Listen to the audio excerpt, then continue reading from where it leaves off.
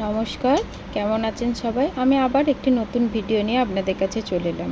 গত রবিবার আমরা গিয়েছিলাম মুম্বাইয়ের অদূরে আরব সাগরের মধ্যে অবস্থিত একটা ছোট্ট দ্বীপে, যা এলিফ্যান্টা কেভস নামে পরিচিত।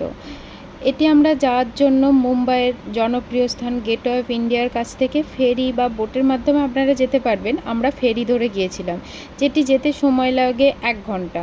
তবে সোমবার কিন্তু এটি বন্ধ থাকে। যথারীতি ফেরি ধরে ওখানে পৌঁছানোর পর আপনাদের সামনে আসবে টয় ট্রেন, যার টিকিট আপনাদের কেটে নিতে হবে। সেই টয় ট্রেন আপনাদেরকে একদম নিয়ে চলে যাবে এলিফ্যান্টা কেভের সামনে। ওপরে উঠতে হবে এলিফ্যান্টা কেভস যেতে গেলে, কিন্তু টয় ট্রেনটি নিয়ে যাবে আপনাদেরকে একদম এলিফ্যান্টা কেভের সামনে। টয় ট্রেনে করে যেতে যেতে আপনারা সমুদ্রের পাড়ে দেখতে পাবেন অনেক ম্যানগ্রোভ অরণ্য। তারপর ওখান থেকে নেমে একটু হেঁটে আপনাদেরকে টিকিট কেটে এলিফ্যান্টা কেভের ওপরে উঠতে হবে। অনেকটা সিঁড়ি আছে, তবে উঠতে খুব একটা কষ্ট হয় না, ইজিলি আপনারা উঠতে পারবেন। দুধারে অনেক দোকান বসে, অনেক পাথর, নানা রকমের ব্যাগ, অনেক কিছু দোকান দেখা যায়। এলিফ্যান্টা কেভের আসলে ঐতিহ্য, ওখানে ভগবান শিবের তাণ্ডব নৃত্য, অর্ধনারীশ্বর মূর্তি, হিন্দু দেবদেবীদের যা ভাস্কর্য খোদাই করা আছে। এটি আসলে রাষ্ট্রকূট, চোল রাজবংশের অনেক নিদর্শন এখানে পাওয়া যায়। এটি আসলে মহারাষ্ট্রের রায়গড় জেলায় পড়ে।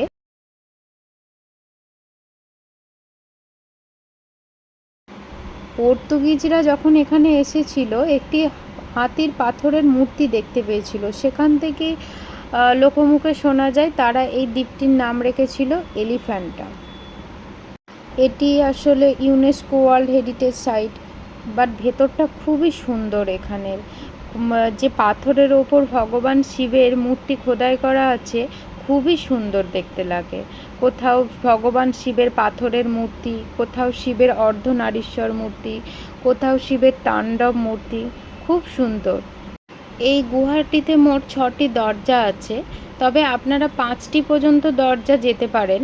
6 নম্বর দরজায় কিন্তু এখানে যেতে দেওয়া হয় না, কারণ এখানকার লোকমুখে শোনা যায় যে 6 নম্বর যে দরজার ভেতরে গুহার মধ্যে ভগবান শিব নাকি তপস্যারত আছে।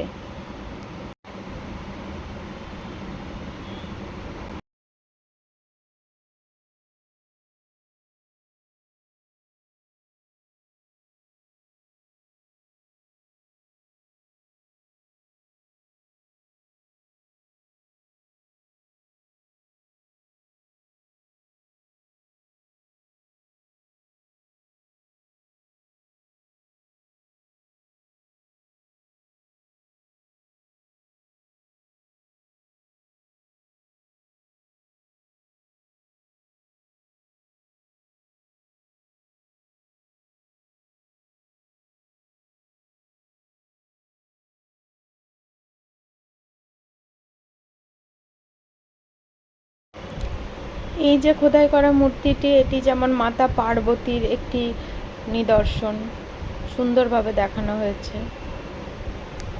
তবে এই যে ঘোড়াপুরী দ্বীপটি আছে, এখানের অনেক দোকানের লোকের কাছ থেকে শোনা যায় এই দ্বীপটিতে কিন্তু অনেক মানুষও বসবাসও করে। তবে এই দ্বীপটিতে কিন্তু প্রচুর বাঁদর থাকে, আপনারা একটু সামলে রাখবেন আপনাদের ব্যাগ, জলের বোতল, খাবার, ওরা কিন্তু নিয়ে চলে যেতে পারে। ওই যে দূরে দেখুন, দুটি বাঁদর কেমন কোল্ড ড্রিঙ্কসের বোতল নিয়ে নিজেদের মধ্যে ঝগড়া শুরু করে দিয়েছে। এরপর গুহা থেকে বাইরে বেরোনোর পর গুহাটির অপোজিটে আরেকটি রাস্তা আছে, যেটির ওপরে পাহাড়ে আরেকটু চলতে হবে। সেখানে ওপরে এই যে 2টি কামান আছে, আর ওপরের যে ভিউ পয়েন্ট আছে খুব সুন্দর, যেখান থেকে পুরো দ্বীপটা থেকে আপনি সমুদ্রের একটা সুন্দর ভিউ পয়েন্ট পাবে। ওখানে 2টো কামান আছে, আমরা একটাই গিয়েছিলাম আর একটাই যাইনি। তবে ওই ওটা আরেকটু ওপরে ছিল, ওই ওপর থেকেও আপনি সমুদ্রের আরও উল্টো দিকের যে ভিউ পয়েন্ট আছে সেই সুন্দর দৃশ্যটাও আপনারা দেখতে পাবেন। তারপর আমরা ওখান থেকে নেমে চলে এলাম। এই যে রাস্তা দেখতে পাচ্ছেন, রাস্তাটা কিন্তু খুব একটা মসৃণ নয়, তবে আপনারা যেতে পারবেন। তারপর আমরা টয় ট্রেন ধরে চললাম ফেরিঘাটের উদ্দেশ্যে। সেখান থেকে একটা ফেরি নিয়ে আমরা চললাম গেটওয়ে অফ ইন্ডিয়ার উদ্দেশ্যে।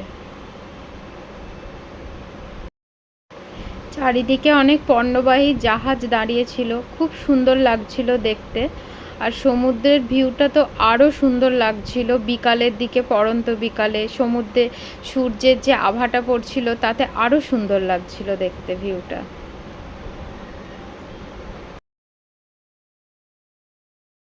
ফাইনালি আমরা গেটওয়ে অফ ইন্ডিয়ার কাছে এসে পৌঁছালাম।